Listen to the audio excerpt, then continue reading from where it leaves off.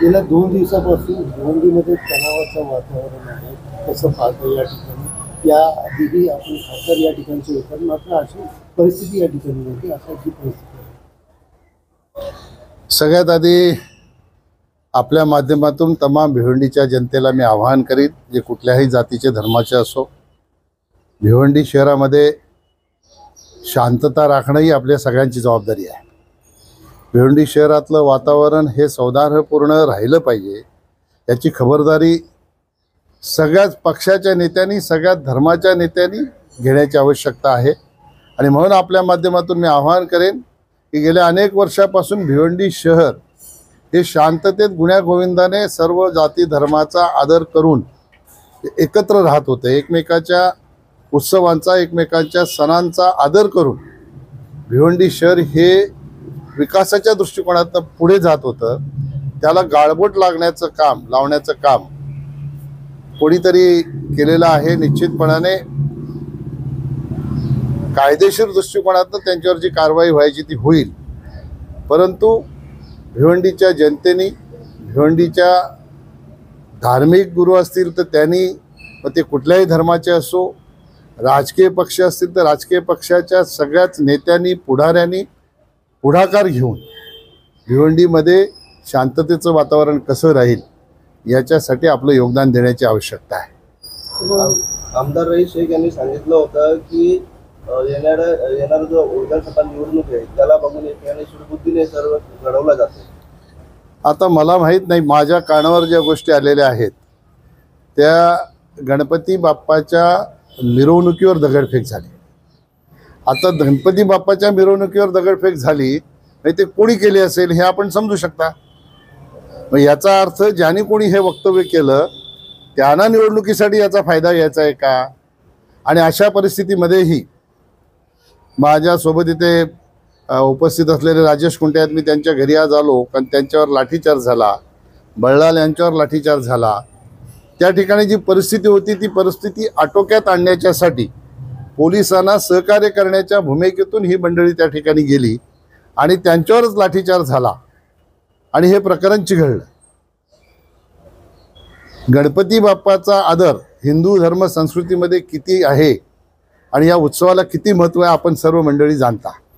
आणि अशा बाप्पाच्या मिरवणुकीवर ज्या कोणी असं वक्तव्य केलं की त्याच्यावर दगड मारून निवडणूक आले म्हणून राजकीय फायद्यासाठी ही एक कृत्य केलं, तर हे कृत्य करणारा कोणी गणपती बाप्पावर प्रेम करणारी व्यक्ती असू शकत नाही. म्हणून अशा प्रकारे वक्तव्य करणाऱ्या लोकांनीही शांततेची भूमिका घेण्याची आवश्यकता आहे. आणि म्हणून मी सगळ्यांनाच आवाहन केलं की आता जनतेच्या भावना दुखावतील अशा प्रकारे कोणीही वक्तव्य करू नये. भिवंडी शहर शांत कसं राहील या दृष्टिकोनातून सगळ्यांनी प्रयत्न करण्याची आवश्यकता आहे. या पद्धतीनं पहिल्या दिवशी गणेश विसर्जनावरती दगडफेक झाली, परंतु कालच्या ईद मिलादुन्नबीच्या मिरवणुकीनंतर सुद्धा भोसरच्या ठिकाणी मुस्लिम धर्मियांना मारहाण झाली, त्यांचे रस्ते अडवले गेले. असे 6 ते 7 गुन्हे आजच्या घडीला दाखल झालेले आहेत. नाही, त्याचंही कोणी समर्थन करणार नाही. मी जसं मगाशी सांगितलं की गणपती बाप्पाचा उत्सव जो आहे तो किती मनोभावे लोक साजरा करतात, तसं मुस्लिम बांधवही त्यांचा उत्सव हा मनोभावे साजरा करत असतात. त्याच्यामुळे त्यांच्या मिरवणुकीवर दगडफेक झाली असेल किंवा कोणाला मारहाण झाली असेल तर त्याचं कोणीही समर्थन करणार नाही. ज्यांनी कोणी केलं त्यांच्यावर पोलीस कायदेशीर कारवाई करतील आणि ती झालीच पाहिजे.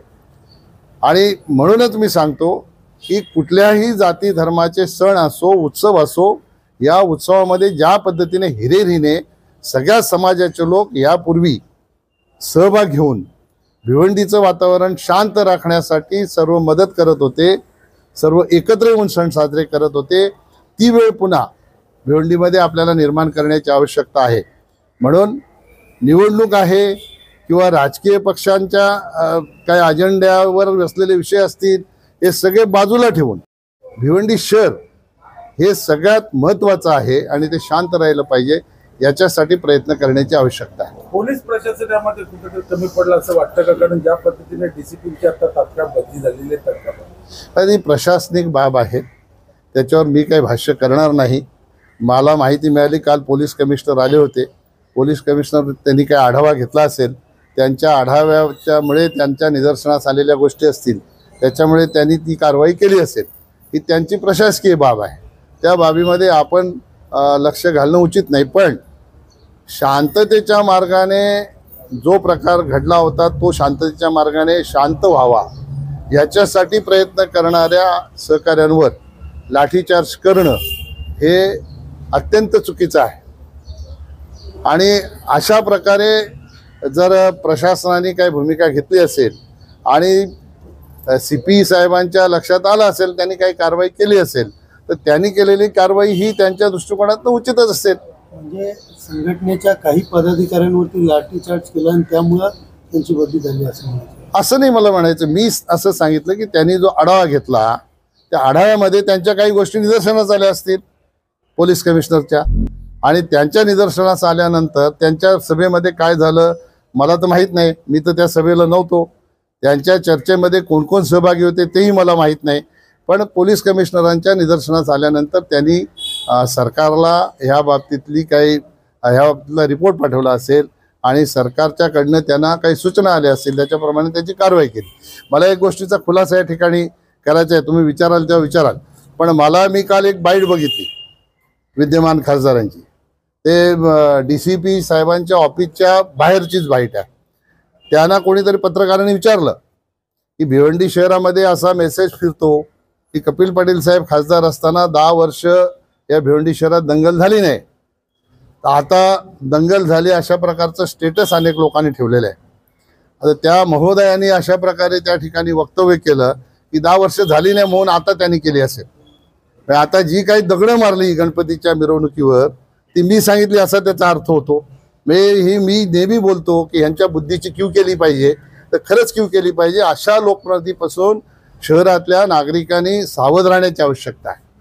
खऱ्या अर्थाने अशाच वक्तव्यांमुळे तेढ निर्माण होण्याची शक्यता. यापूर्वीही प्रचारादरम्यान कपिल पाटील भिवंडीमध्ये दंगा घडवतील अशा प्रकारचं वक्तव्य त्यांनी केलं होतं.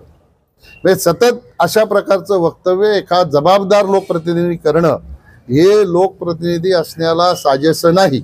म्हणून आपल्या माध्यमातून माझी तमाम भिवंडीकर जनतेला विनंती आहे की कुठल्याही पक्षाचा लोकप्रतिनिधी असो, तो माझ्या पक्षाचा असला तरी कोणी बेताल वक्तव्य करत असेल तर त्या बेताल वक्तव्यावर कोणी रिॲक्ट होऊ नये आणि भिवंडी शहरातली शांतता जी आहे ती शांतता भंग करण्यासाठी कारणीभूत ठरू नये.